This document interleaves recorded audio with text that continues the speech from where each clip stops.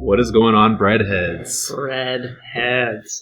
How are we today? Good? That's great. Eric and I are excellent. We are so ecstatic because we just got off the phone with an amazing guest. More on that later. Ty, how are you doing today? Oh, I'm feeling great. I just had some espresso courtesy of Sukasa. It had some good head on it and a bottle of San Pellegrino in my tum-tum. Nice. I couldn't be happier, Eric. I'm fluided up. Full tank. Full tank. Let me just get another glass of this Pelly going. Can you pour on mic? I love the sound of that, dude. I dream about that. Me too. Wow. So what's good, Eric? What have you been eating this week?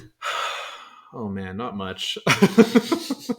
I just had maybe one of the best Japanese meals I've ever had. I went to Sushi Hill on Friday. I had a little date night with Bae. Nice. I've been browsing the Michelin guide as like a source for trying new restaurants. It's the only list that matters. Like, I don't even look at my Spotify Wrapped anymore. Yeah, I mean, Spotify Wrapped is for the past. The Michelin guide's for the future. You know what I mean? Hell yeah. But yeah, it's great. It gets really expensive if you do it that way, but you can't go wrong also. So you get what you pay for. Mm-hmm. Yeah, I went to Sushi Hill, and it's like a really small Japanese spot. You haven't been yet, have you? No, but I know the spot. I've walked by it from time to time. That's right. Basically, what happened was I let the chef immediately know that it was our first time.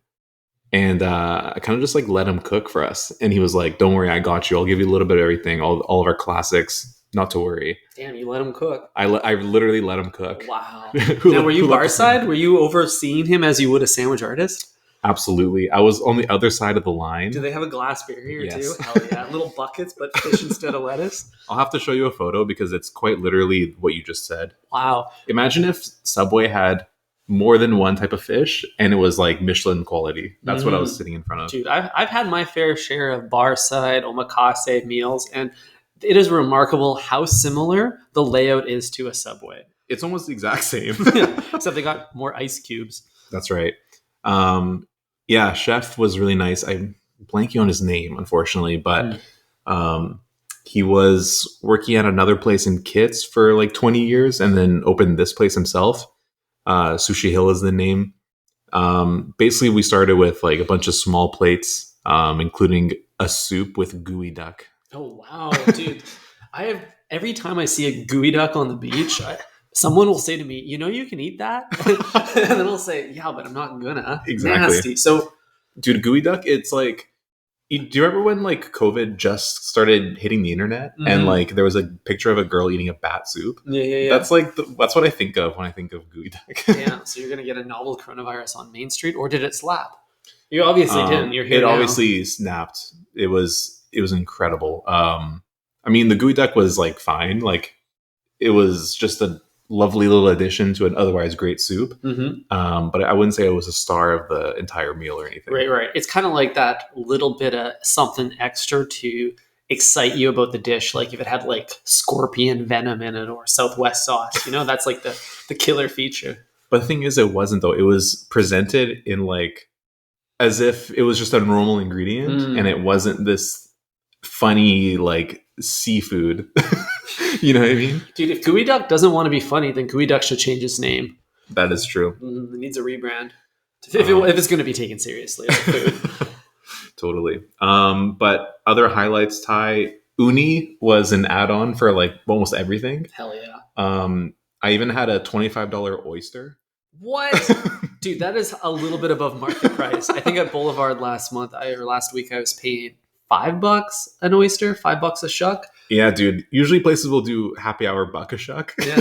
This place is doing like $15 oysters. Damn, are they West Coast or East Coast? I don't know. Didn't even ask, eh? It doesn't $25 matter. And you're just close your eyes and shuck them. Exactly. It was 15 to start, and then I added the $10 uni per piece upcharge. It was a 2-piece oyster set.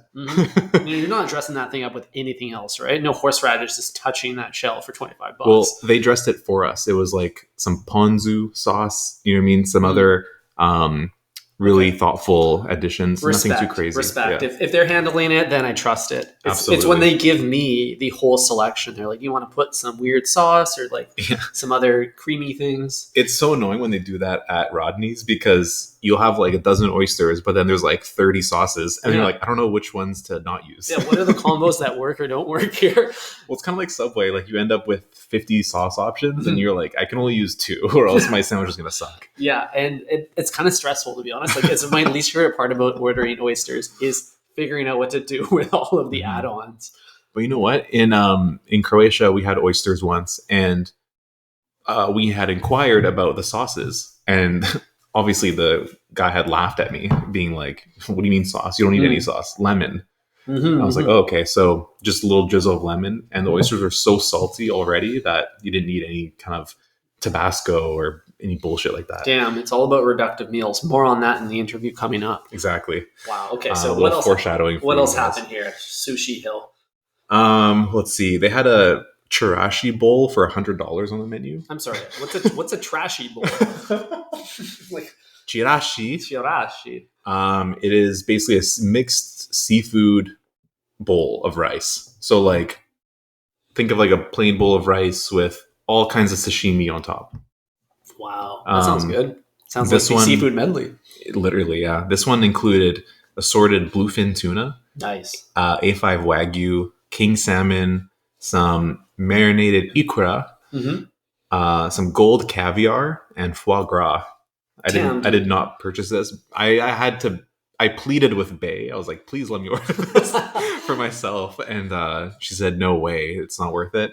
I'm sure it's worth it. I will probably get it with you at some point. I really hope so. So I like how you huffed and puffed and then wrote down the ingredients instead. Exactly. Yeah. I was like, I'll take a picture for later. Okay, so we got bluefin tuna. We got canned tuna. That's basically the spectrum of tuna. Like Subway's obviously on the canned tuna side, but am I missing any tuna here? Is there other tuna?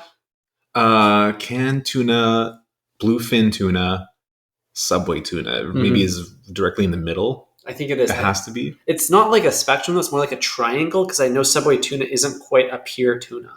There's also like grocery store sushi tuna. Oh, that's like the kind of the starter pack for like what's acceptable to be eaten raw. Yeah, I don't understand the color of that tuna. It's always like if tuna fish had a black eye. You know? It's always the one that got punched. Yeah. But yeah, bluefin tuna is like super bright red and it's just amazing. Damn. It's very, very misleading name. Yeah, well, it's bluefin Thai, not blue meat. Yeah, you're right. You're not eating the fins. Those go in the soup. That's right. What else? So yeah, Chef had set us up with kind of a little bit of everything. A couple different soups. There was a clam. There was a clam shell with like miso butter. Mm-hmm. That was really, really good. Never had a miso butter I don't like. Exactly. Me so hungry now. Yeah, same. Last night we let the miso butter talk. Damn. What else happened? There was a maki set, which was just like an assortment of different maki pieces of sushi. A rebranding of the bento box. Very cool. Mm-hmm. And everything was presented in like its most beautiful form. If you can just imagine what that might look like, I'll show you. Right now, the listeners won't get a visual of it. There's a chirashi. Mm-hmm. Yeah, it looks like a painting of a sushi platter. It's very nice. Yeah. There's a scallop. Mm-hmm. It's almost surrealist the way. Look at that egg roll. It looks like a cartoon egg roll. That's crazy. Everything was so cartoonishly delicious. That's how I would describe it. Very iconically what sushi I imagine being. Exactly. Like all the fish was just so plump and ready to be just put in my mouth. Get in me. you plump little guy. Exactly. And I had forgotten to take a photo of the oyster. I just immediately swallowed it. That's okay. Yeah. Wow. That was kind of my meal. There was also a free dessert lined up in there because I had forgotten our order. Oh, that's nice. The chef put in an order for a dessert for us, and then the bill came, and it wasn't on there, and then we were just kind of sitting there waiting for a dessert, and it never came. So we inquired, and then it came, but all good. It was free. I mean, I don't know if it was free. We just got up after that. Dude, I have mixed feelings about the free dessert move. Yes, it's like a saving grace. It's kind of like the Hail Mary of the restaurant. They're like, they know how to salvage a bad situation with the free dessert. Well, it wasn't really a free dessert. it was an order for a dessert that never got put on the bill, and then it never showed up. So after we had asked about it, because we were like, oh, I thought Chef was going to do that for us, blah, blah, blah. And he's like, oh, my bad. And then it came after that. I see. And then we just never asked for a new bill with it on. We just left.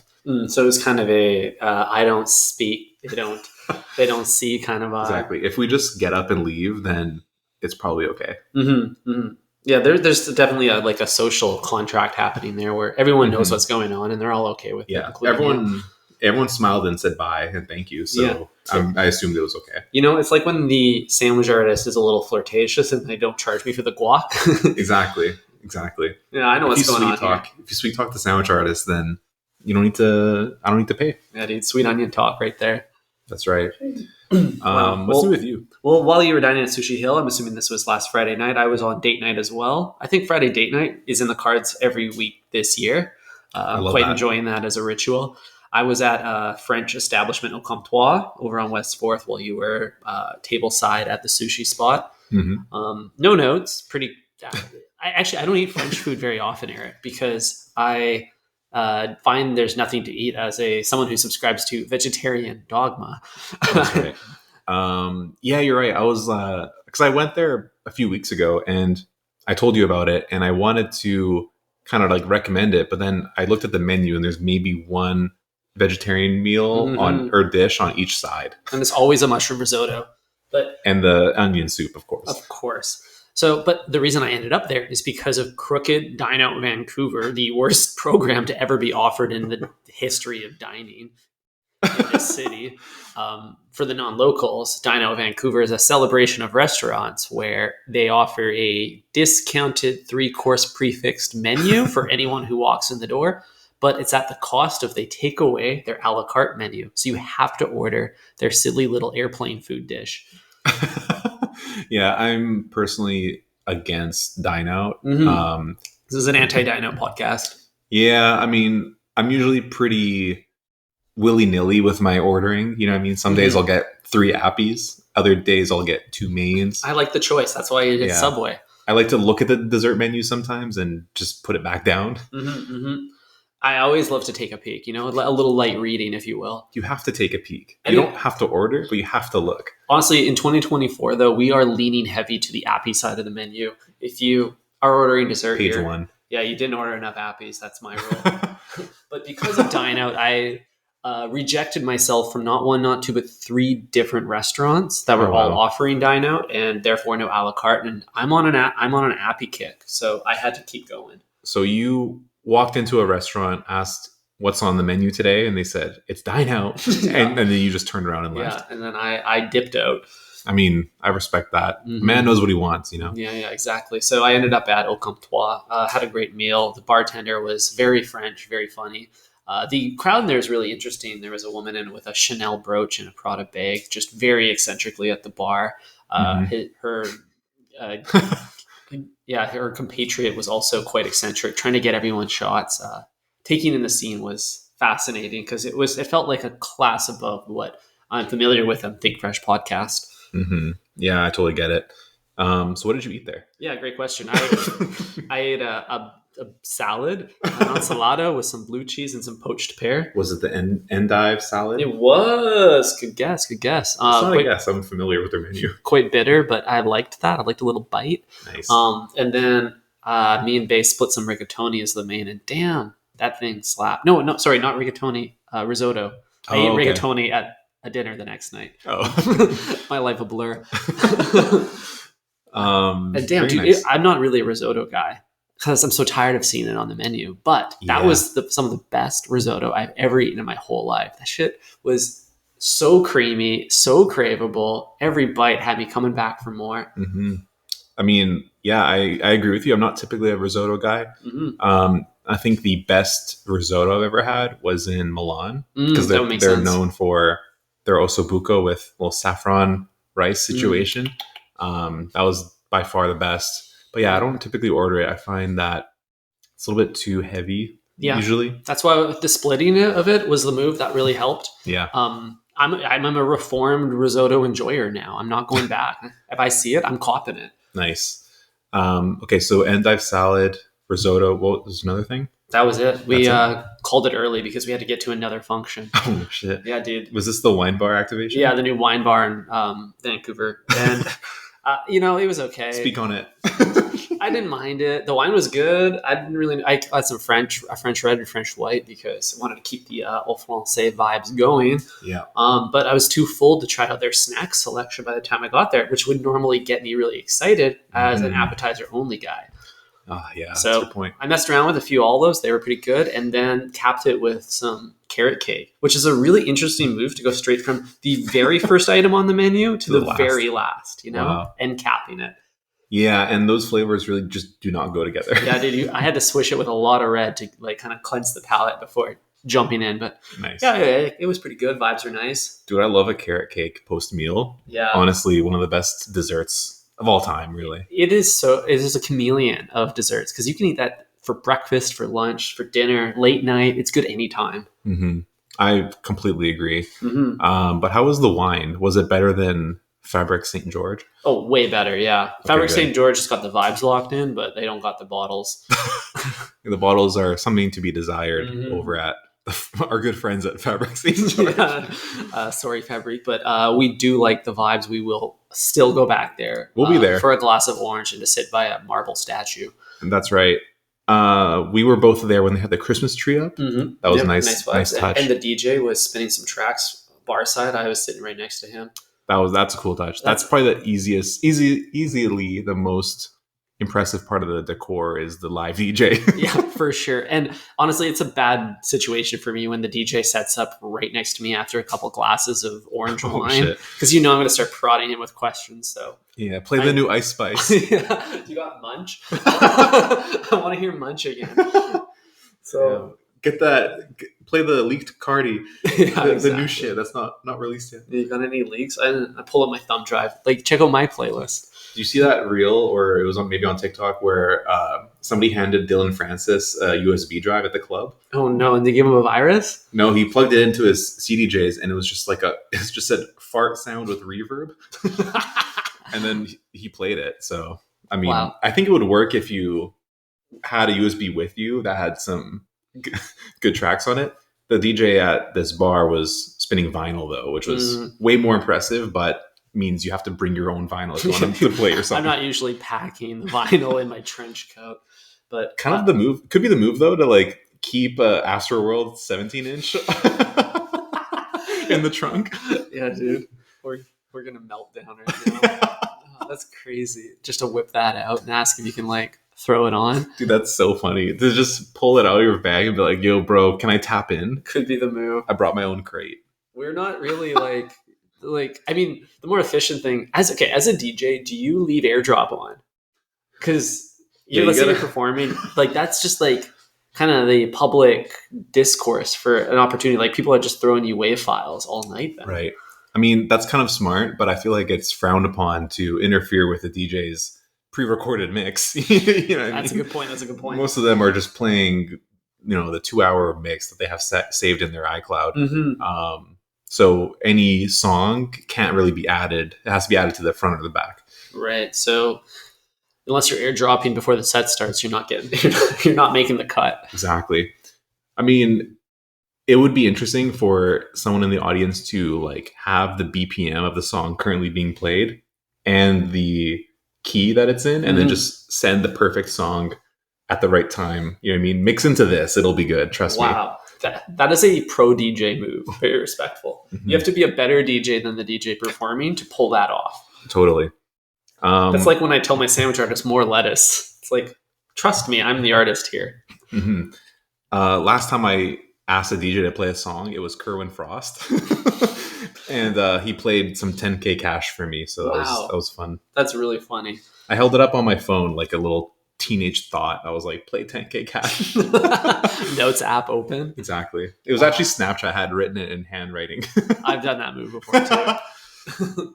Usually it says play Kanye, and then the bouncer politely escorts me back away from the booth. Yeah. Shortly after that, my friend threw his drink on the ground, and nice. We both got kicked out. Good times. Good times. Why are we still talking, Eric, to each other when we have a potential 3-way conversation? Oh, we have the most iconic three-way conversation happening right after this. We have one of the top chefs in the world, Ty. It's Giuseppe Posteraro. Others call him Chef Pino. He opened the award-winning Cioppino's here in Vancouver in 1999. This place has got more accolades than Think Fresh has episodes. Cioppino's is top 50 restaurants that are Italian outside of Italy. It's best restaurants in Canada every year. Tre Forchetta, from Gambero Rosso. They're in the Michelin Guide for Vancouver. Even their wine program has received a bunch of similar recognition. Absolutely. Like, this guy is legit. This guy is like maybe the most esteemed Italian in Canada. Yeah. Yes. Our guy was even knighted by the Italian government. That's how good of a chef this guy is. I mean, yeah, he's one of the best conversations this podcast has had. We're absolutely honored to call him a friend of the pod. And he's also, you might have seen Drake eat there. Whenever Drake comes to Vancouver for a show, he makes sure to tap in with Chef Pino as well, usually after hours. But Chef Pino's first caught our eye when Eric dined there last month and noted that the restaurant flooring is very similar to Subway's tiles. So yeah, the tiles felt very comfortable, and I felt like I was in the right place when I saw it. And that somehow ended with us in a absolutely beautiful conversation with the chef about what it means to create Italian cuisine in a post-Italian cuisine world.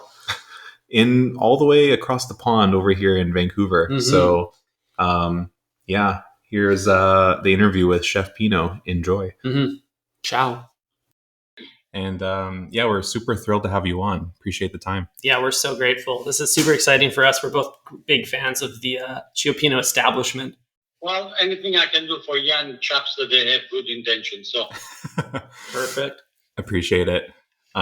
So as you may know, our podcast is mostly about Subway, the fast food restaurant. I'm curious if you have any experience with visiting Subway, or if maybe you avoid it. I used to when I was younger. Okay. I used to like it. I like it because I like the fact that it's a warm sandwich that you can do it to specification the way you like it. Yeah, that's what actually attracted us to it as well, because we felt like it gave the power to the person eating the food to play a role in how it was created. We thought that was really fascinating and unique. I will phrase it a little bit different. Not the power, but the right of choice. Yes, that is a better way to put it. Yeah, absolutely. It's interesting because you're right. There is very little power when you eat at Subway. You're kind of at the mercy of whatever ingredients that they choose. And I'm sure as a chef, you're putting tons of thought into the ingredients that you're sourcing at your restaurant. Yeah, normally what I do, I look at the fridge, what they have fresh, what it looks fresh. And I come along and make my own sandwich. My favorite sandwich would be a warm sandwich, all wheat bread with turkey, lettuce and tomato, and a bit of Swiss cheese. That's it. No dressings, no special sauces, no hidden sauces. Wow, no sauce. That's wild. So what is it about the sauceless sandwich that really gets you going? It has to do with a cultural background, right? I'm Italian proudly, and I'm Canadian proudly. In Italy, you go to an amazing fast food restaurants, let's say in a highway. In Italy, they are autogrill, they're called, and they make you a beautiful sandwich with fresh bread and prosciutto. So to have a prosciutto sandwich or a mortadella sandwich, you don't need a sauce or a dressing. So in North America, for example, here I make a great calamari, fritti, that I serve only in the true tradition with lemon wedges. And in the odd time, people come on and say, "Oh, can I have a dipping sauce?" Well, you're not supposed to have a dipping sauce, especially mayonnaise, because it makes it much heavier. Yeah, how could they? How could they interfere with? No, I don't antagonize them. I make it for them, but I explain to them, I had a gentleman last week. I said, try it before with the lemon, and then I make the sauce, and then you try it. Mm-hmm. And then he says to me, oh, you were right. They were delicious the way they are. Because the majority of the time when they use the calamari fritti, squid, they are frozen. They are overbreaded. So they need something to lift them up.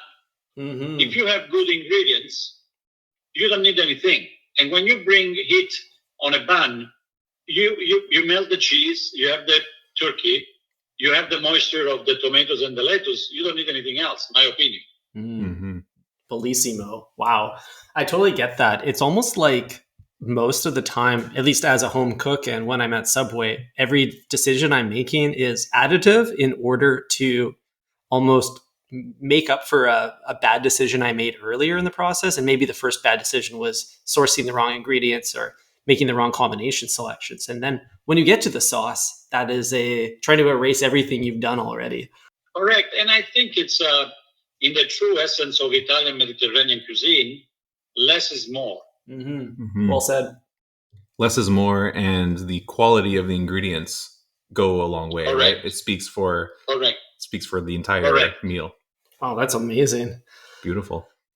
Speaking of less is more, Chef Pino, we had to ask you this question while we had you on the line. We noticed that a common theme with chefs of your caliber, which is that they tend to have sleeve tattoos on both arms, but we noticed that those sleeve tattoos are absent on your arms. Do you want to walk us through why that is? Maybe because I'm an old chap. I'm an old guy. I don't know. I mean, again, tattoos are meant to be meaningful, and they are part of traditions. And when I was growing up, my mom never told me to ink my skin. Mm-hmm. And I understood her point because, tattoos originally, except for traveling around the world, and they have a meaningful in First Nations or many other things, whoever had tattoo when I was growing up was somebody who was either in jail or he was in the war. Mm. Right, right. You never thought about that? That makes a lot of sense. Yeah, in, I guess, more modern times, especially in North America, it's pretty ubiquitous. Like you see it. It became a fashion, right? Exactly. It became a fashion. And I am very respectful. My kids, they have tattoos. Mm-hmm. I am very respectful of their tattoos. I mean, I personally don't like them on my skin, but it doesn't bother me. And I don't think it makes me a different chef because I don't have tattoos. Definitely not. It's probably what makes you stand out more than anything. It's interesting to think about them as fashion, though. I was actually thinking about before this call about the relationship of food to fashion. Both Eric and I are quite invested in that space. Curious about how you think about trend in food and how you navigate the tradition of Italian cuisine while trying to evolve your menu and appeal to that kind of trend side, or just even like thinking about the future of food. Well, I think Canada has at the moment a very healthy movement. And I have always been a trendsetter, even if it wasn't voluntarily, and not as somebody who followed trends. So we created a movement of very valuable young chefs that they can have tattoo or not tattoo, but they are very valuable, very talented. Mm-hmm. And they are understanding that the future of food is to deal with ethical issues about our soil, about Mother Nature, about the sourcing of the ingredients, and about the handling of the ingredients, about the human resources of the people that we use in the kitchen. So Canada is in an up and up situation, in my opinion. Mm. There is a bunch of female and male chefs that they are doing an amazing job, and they really captured the essence of food, in focusing mainly in providers, farmers, fishermen, and so forth. Mm-hmm. So the future, believe it or not, is going to go, through my opinion, towards whatever was old is new. Whatever we have abused motherland so much that now it's time to gain back all the bad things that we have done and make sure that we live in a happy planet. Yeah, I guess you can say that we see the same thing in fashion. Like it's kind of cyclical in that things that were popular in a long time ago are coming back, or maybe it's just refreshing that we're doing less, freaky stuff with like ornamentation or whatever. We're going back to the traditional kind of values of food and emphasis on quality versus maybe showmanship or whatever it is. Correct. And synthetic furs, versus real furs. And you know what I'm saying? It's using, one of the people that really leads the example. If you think about it, you guys know Brunello Cucinelli, right? Yes. Brunello Cucinelli not only is one of the greatest designers in the world, but is one of the most sustainable. I believe, without exaggerating, 80% of his staff is female, and he always sources stuff that they are sustainable, that they are good for the people, that they are good for the environment. Love that. So some, you know what I'm saying? Yeah. Very often we live in a society that we like to shock. It doesn't matter if it's fashion. It doesn't matter if it's food. It doesn't matter what it is. Even music, movements, It's about shocking the audience. And I think we're getting too much. I think we are tuning properly about maintaining respectfully, at peace, at harmony, what we are doing. Well, I think it's because shocking is almost the like radicalized version of surprising, and there's a need with food. Very often violent. Yeah, often. I remember there was a guy like El Bulli, a great chef in Spain, that he was a genius, but his genius gets so left that he wanted to shock his guests at the table, bringing syringes, bringing, live fish done in front of them. Not everyone has the stomach, and I don't think every customer should be brought, unless he wants to be brought to speed, to see how the process of a pig needs to be killed, right? Well, you know what it is, in my opinion? I think it's the just like social media causes everyone to record things that are happening in front of them. So all like tableside activations are like preferable, you know what I mean? To like for like maybe a younger audience, because they want to record it and post it. So like that's how you get like Assault Bay going viral, where it's like we don't really care for the food. It's more about the like, I don't know, the spectacle. Yeah, that's why Boa Steakhouse is making tableside Caesar salads. You are bang on. It's very much like not an experience of food and service, but an experience of over-exaggerating tableside excitement posted in social media. Right. So would you? Some restaurants, there are some restaurants in the world, China, Japan, Italy, France. You name it. They are a hole in the wall, but the food is amazing. I believe it. I believe it. It's hard to find, but and then there is this chef here that he wants to make a 24-carat steak to charge $2,000. I mean, technically, gold is proven not to bring any flavor. You know what I'm saying? Yeah. That's why they're not caking my Subway sandwich in gold. Exactly. No, but it's as I say, we are creatures that we want to, and I think we're getting it. We're getting it, and I'm saying, there is a very good, healthy movement of ethical chefs, suppliers in BC and Canada that is making us proud. So speaking of that positive movement, what are some local restaurants that inspire you, or maybe you just think they're really great and they're your favorite That I spots in the admire. city. Of course. You take a restaurant like Tojo, you take a restaurant like Menam, you take a restaurant like Published, you take a restaurant like Burdock and Company. There is a Saito in Toronto that is doing a spectacular restaurant. There is my friend Joel doing a great job on Chissà Tanto, One of our favorites. There are so many restaurants that they are doing great. There is Roger Ma at the Boulevard that is doing a great job.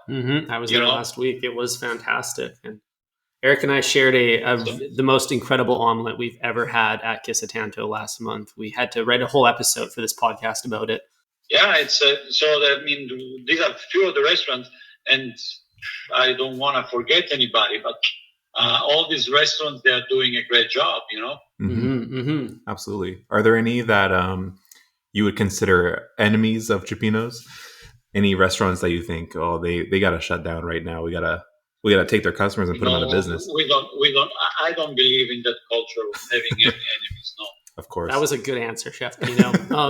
Maybe a bit of a safer question, but let's say it's an off day. I don't feel there is enemies in food, because food's supposed to bring people together. Of course. Brings me a lot of joy. And then I don't think there is competition, because you are the worst competition to yourself, or the best. You know what I'm saying? Absolutely. Every day is a chance to do better than yesterday. Yeah, and you take my friend Masayoshi. They used to work with Tojo. He's doing an amazing job. When food like music, you cannot be jealous of other talented people. You can't. Yeah, they can only act as inspiration, right? To improve what you're doing or to change what you're doing. And motivation. That's right. And motivation. And potentially collaboration. Correct. So speaking of Tojo's, is it true that they invented the California roll? It is 100% true. Wow. You heard it here first, everyone. So it is 100% true. And Tojo, like Michelle and the Crocodile, they've been good assets for our restaurant scene. But very often, because they are old guards, they are forgotten. They don't get the same recognition they deserve in the 2024. Because they don't enter necessarily in that fashion type of social media exciting things. That, you know what I'm saying? Absolutely, it's really a shame. Yeah. So what is keeping you excited at work? Is it like innovating within the kind of confines of maintaining the tradition, or is it something else? My food is about tradition and evolution. So creating is very essential every day to break the routine. And what keeps me excited is the interaction with my customers and with all the young people that they want to be here. And they want to be here and they want to essentially learn like sponges, right? So that's what keeps me going. Still 14, 15 hours a day. Yeah, I love that. Gotta get elevate everybody. 100%. Very cool. Very cool. I have a question for you, Chef, about your menu. I'm how do I say this? I fall victim to the vegetarian dogma. And yes. I'm curious if you think that tofu belongs in an Italian kitchen. I have featured tofu in the past in my restaurant. You have? I have Asian influence. Oh. I worked in Asia for 2 years. Oh, fantastic! So yes, I put tofu in the menu in a true essence of having a vegan item that it came out to be 100% gluten-free and dairy-free. But yes, of course, if I order food and my wife had chicken spicy with let's say peanuts and lettuce wraps, I have the spicy tofu. So. Oh, you got my stomach growling there. Speaking of your menu, your restaurant is named after the dish, the Cioppino dish, right? What inspired you? Actually, I'm playing on word.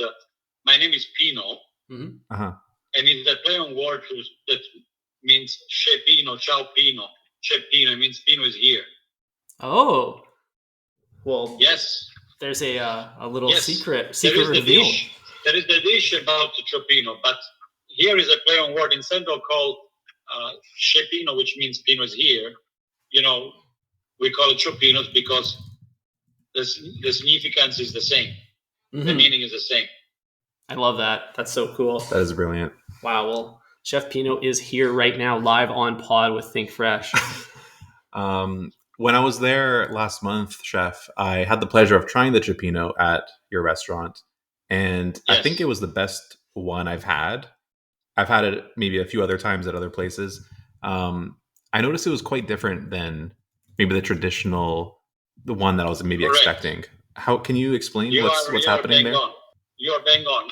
So since the name of the restaurant evokes as well this dish, I wanted to create a dish that has a classical background, making the sauce like a bouillabaisse sauce. Okay. Instead, which is a fish soup from south of France, instead of doing a tomato sauce like people normally do with Cioppino. Right. Mm-hmm. So there is depth, and there is layers of flavors because we make the broth with the fish bones and the fish heads and saffron and many others and ingredients that give this amazing flavor. Mm-hmm. Absolutely. And I noticed there was a beautiful little cracker in there with like a dollop of sauce. Is that the sauce that you're talking about? Yes, the sauce is called rouille. It's an accompaniment made with peppers and saffron that normally they used to make it, and garlic. They used to make it in south of France for the bouillabaisse. Got it. Okay. Yeah, it looks really striking in the plate because it's like a bright orange color. And it actually kind of reminds me of the Southwest sauce at Subway. The way it's just like super vibrant and nice.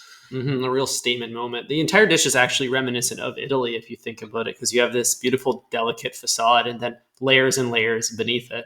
I think that's kind of cool. Do you guys know that Cioppino was not a dish created in Italy originally? We did not know that. Where is it from? California? It was created in the Bay of San Francisco. Oh, okay. Where the fishermen, they used to be majority Italians. They used to go out and fish, and at the end of the night, they used to chip in for a fish commune dish. Oh, okay. And then with the accent, I chop in. It means I chip in. Oh, no. With the Italian accent.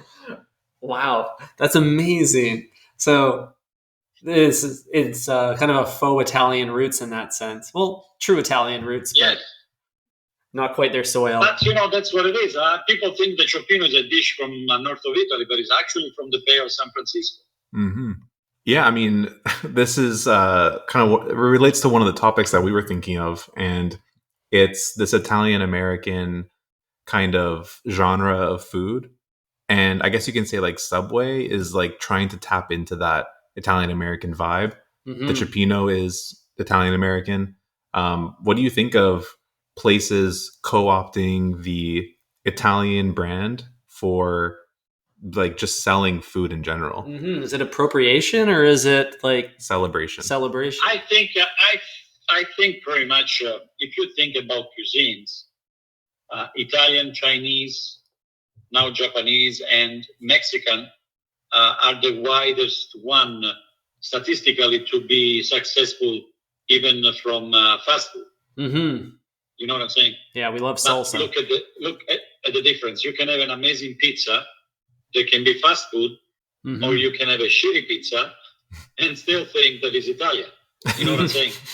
So there's a spectrum. Absolutely.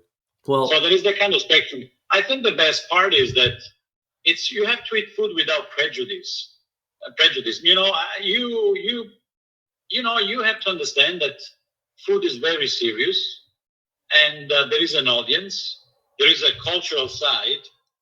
There is a root that it takes back to our tradition. So, yes, Italian food is one of the most popular. So there are certain dishes that they belong to the tradition. And in order not to kill them, they cannot be bastardized. Mm-hmm. They cannot be changed. And then there are some other dishes that if you're a talented chef and you can have the inspiration of the Italian and Mediterranean, you can still give your personal touch. Mm-hmm.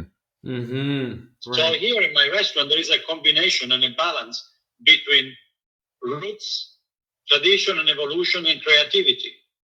Mm-hmm. You know what I'm saying? Yes. So Definitely. you can find here, you come here every Tuesday and Friday, I receive fresh shipment of fresh fish from Japan.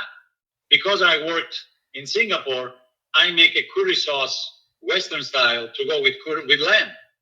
Very cool. Okay. So food is not just who you are as a birth, but food is what you become traveling the world and Mm-hmm. making human Mm-hmm. contacts with different cultures. Mm-hmm. Yeah, beautifully said. Yeah, I see it now as like it's kind of two things happening at once. There's the history of whoever's creating it and their experiences coming together with the environment in which they are creating it in, which is the food that they were able to source in front of them that day or that the earth gave them in that place. And those two things are such variable, I guess, attributes that anything could come out of that. It's quite unique. So that's where we stand. Absolutely. What you said earlier reminds me of a famous Anthony Bourdain quote where he said, in order to find a great meal, you have to risk a bad meal or something like that. And when you said that, when you have to approach food without prejudice, it kind of reminds me of that quote because just exploring different cultures and traveling and trying stuff is the best way to connect with food and also the culture that exists in that place. Mm-hmm. Tony was a very special friend. Really? Oh, Wow. We were friends. He's one of my all-time favorite people. Did you guys see the episode in Vancouver? Yeah, it's fairly old. I think he went to Tojo's, Vija's. No, he came to my house. It was done in my house. And your house, of He course. came to your house, of course, Chef Pino. How do we It was miss shot that? in my house. Wow. So you two go way back. That's incredible. Yeah. Yes. No Reservations was called the show. Mm-hmm, mm-hmm. I remember very clearly now. And Tony and I and the other chefs, we clicked and we become friends, and most immediately because there is no barriers. You can be American, you can be from anywhere. If there is that fine line that ties people together about food, about culture, about philosophy, about way of living, you click and you become friends, and we become friends. Mm-hmm. Yeah, a lot of metaphor and meaning can be really distilled down in a single plate of food. So that's incredible that brings you together with him. Do you have any memories from filming that episode that you want to share with us? Or of course, it was an amazing event. It was something that Tony brought to Vancouver as a gift. There wasn't any catch. He was truly taken by the vibrance of food in Vancouver. And then we become close friends, and we're supposed to end up the whole episode with a barbecue. But it was raining a lot, and my wife was away, so we shoot the event in my house. Just the boys. Yeah, boys' night. No, there was a lady that we invited. At the time, there was a lady that Barbara Jo McIntosh. Cool. That she did so much for the chef community. We don't have anymore a independent bookstore for cooks. She was doing that, and she was bringing so many chefs and cookbook authors to do these events. Yeah, that's very cool. Very cool. Wow. Barbara Jo McIntosh, she was there. Wow, Chef, you have so much experience that we'd love to tap into, but I feel like we've probably used quite a bit of your time at 30-minute mark. How are you doing? I gotta go back to work. Yeah, that's what we figured. As we speak tonight, we have more than 120 reservations already. So Oh, wow. Wow. I have to go. I just finished making some bread and making the chef suggestions for tonight with the fresh ingredients we received. Mm-hmm. And I'm glad that I could have this chat with you guys, and I thank you for including me in your podcast. We thank you so much, Chef, for making the time for us. Is there anything you wanted to share with our listeners about Cioppino's or yourself before we sign off here? I would like to share with the audience and everyone to have an open mind when you go and eat. It doesn't matter if it's a casual spot or it's a sandwich place or a fancy place. Always have an open mind, try to understand what they're trying to do, and don't be there just to criticize and make yourself an improvised food critic. Mm-hmm. Mm-hmm. Mm-hmm. Beautiful words, Chef. Thank you so much. Yeah, I think we're humans. We all make mistakes, and the best part is that if we don't persevere in the mistakes and we correct them, it makes us very special. Mm-hmm. We have to rehab the human contact that we've got lost in the last 3-4 years, or for obvious reasons. And humanity has to become our main object. Mm-hmm. So the food and the arts and the music and the kindness will arise as well. Mm-hmm. Mm-hmm. Yeah, just like the salts, fats, acids, and heats. We all could just spend a little bit of time simmering together, you know? Correct. And being more understandable of each other, because what makes the difference is us, is not our politicians or the people that they run these big corporations. Mm-hmm. It's us. It's us humans. Mm-hmm. Absolutely. It's less about who's right and who's wrong, and more so about what are we going to start with? Is it the octopus salad or the burrata? Exactly. And as I say, it's very important to make sure that, let's say you come to Chioppino and you're vegan and you don't think that I have enough vegan ingredients, just ask the server. Mm-hmm. I will gladly make you vegan dishes. Amazing. Mm-hmm. Well, we will keep that in mind next time we pull up to the bar, table for two. We're gonna make that happen soon. Hey, Eric. Absolutely. We'll have to check in with you very soon, and we'll make our presence known so we can say hi in person and break some bread. Please let me know. Mm-hmm. Absolutely.